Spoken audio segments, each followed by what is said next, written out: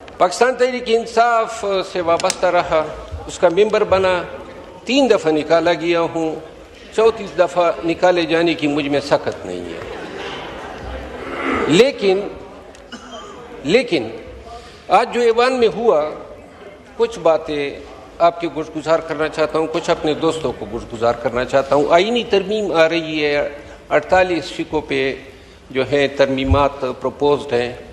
बजाय इसके कि हम एकेडमिक बातें करते, हम उन शिकों पे कोई गुफ्तगू करते, आगाही देते ऐवान को, अवाम को।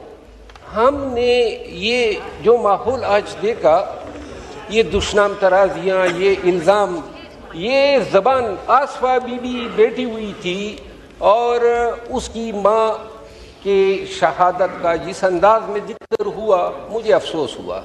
वो बेचारी बेटी ये क्या सोचती होगी, माँ मर भी गई, जितना ज़ुल्म हुआ, उसके बाद आज ऐवान में भी हम उसको सियासी स्लोगनियर के तौर पे इस्तेमाल कर रहे हैं। फिर जुल्फ़कार अली भुट्टो शहीद के लिए किरादाद आई।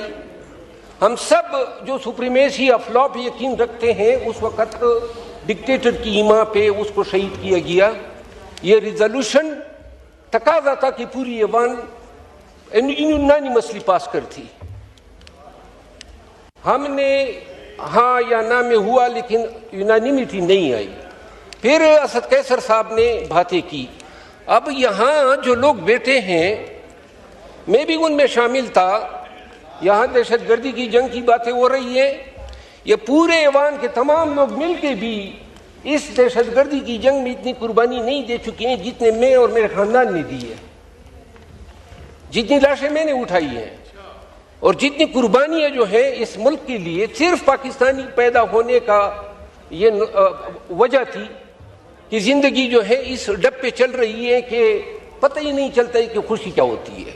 असद कैसर साहब ने जो तकरीर की, आपको एहसास होना चाहिए कि असद कैसर साहब, अब हमारा लीडर जेल में है इमरान खान, हम सबको अच्छी तरह इल्म है कि गलत है, नारवा है, ज़्यादती है, कोई इसमें मुबालगा नहीं है। लेकिन ये भी हकीकत है कि हमने ऐवान के अंदर, काश हम इस तरह ऐवान को रखते, जब राजा साहब तकरीर कर रहे थे और जिस तरीके से उसको आवाज़ें उस पर कसी जा रही थी, वज़ीर आज़म रहे हैं, स्पीकर ऑफ द हाउस रहे हैं, मेरा ख्याल नहीं है कि ऐसे रिस्पेक्टेबल पर्सन ऐसे रवैयों के हकदार हैं।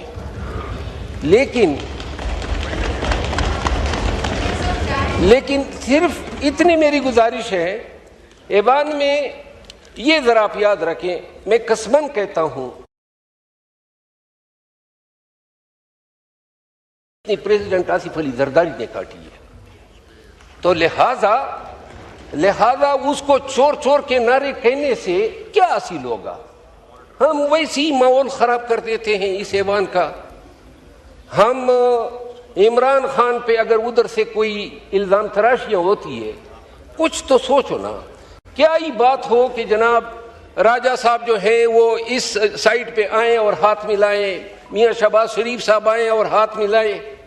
कभी हमने एक दूसरे को इंसान की नज़र से ही नहीं देखा है। आखिर में 2 बातें करना चाहता हूँ। तरामीम कल आ रही है, 2 तरामीम पे मैं अपनी राय देना चाहता हूँ। हो सकता है कुछ लोगों को मेरी इस बात का जो है कोई फ़र्क पड़े या नाराज़ हो जाए। आर्टिकल 243 अमेंड हो रहा है। ये आर्टिकल 243 आईन में वाहिद शिक हैं जो सिविलियन सुप्रीमेसी, बालादस्ती को यकीनी बनाता है। पाकिस्तान की तारीख आप सबके सामने है। बार बार फौज आई, मार्शल लॉ लगाया, डिक्टेटरशिप रही, डायरेक्टली इनडायरेक्टली हुकूमतों में हमेशा ये इन्वॉल्व रही।